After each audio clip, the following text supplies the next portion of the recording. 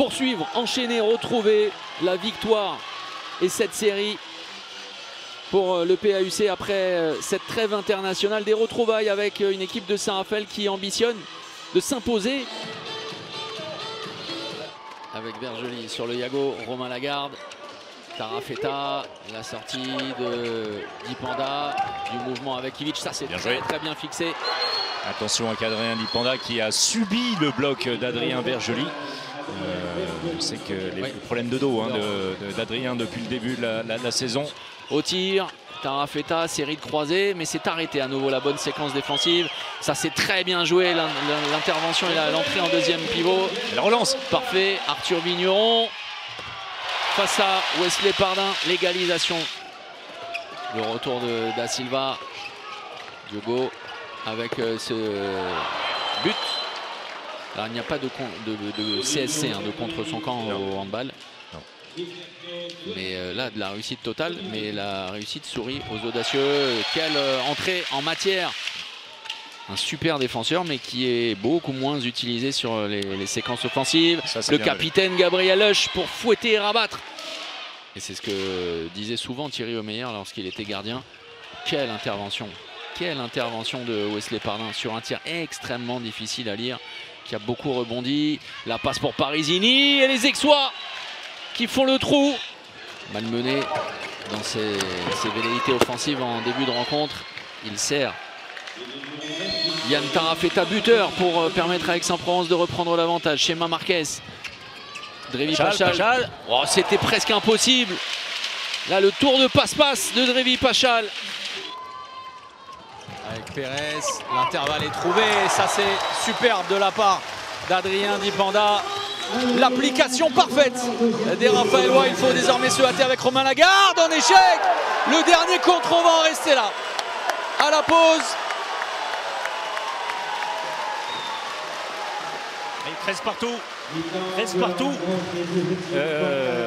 Si je vous dis que c'est une première période très équilibrée. Oui, bah merci. Avec un manque d'efficacité, on le voyait dans les statistiques. Oh, superbe. Magnifique tir. Alayan Tarafeta, les petits pas d'ajustement, la mire ajustée et derrière ça part tellement fort. Quelle technique de tir. Adrien Dipanda, on renverse avec Enigman côté droit, l'oubli en deux temps.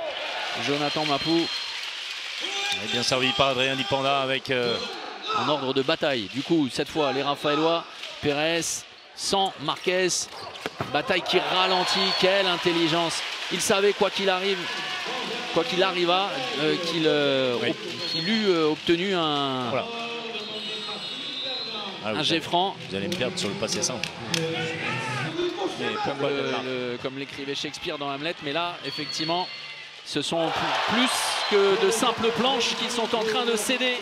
Tant mieux, hein, ça fait du bien. Si c'est juste se regarder les yeux dans les yeux pendant une heure et en se disant il va se passer quelque chose tout seul. Denis Serdarevic qui a pris la mesure des tireurs adverses avec Yann Tarafeta.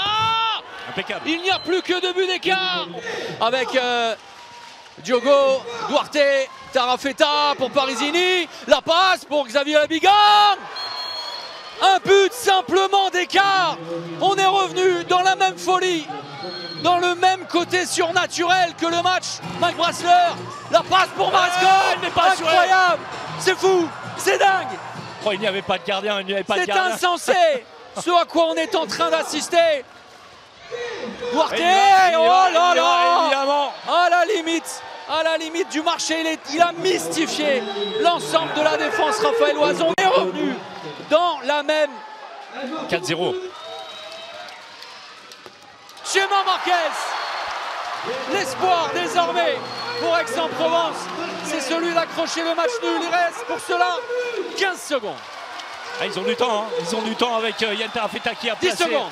Il va falloir se dépêcher. Tarafeta avec Duarte. Avec Diogo Borges. 5 secondes. Oh, ça va être compliqué. Diogo. Et c'est terminé. C'est terminé. Incroyable. Incroyable cette fin de match. Ils ont laissé passer trop de temps.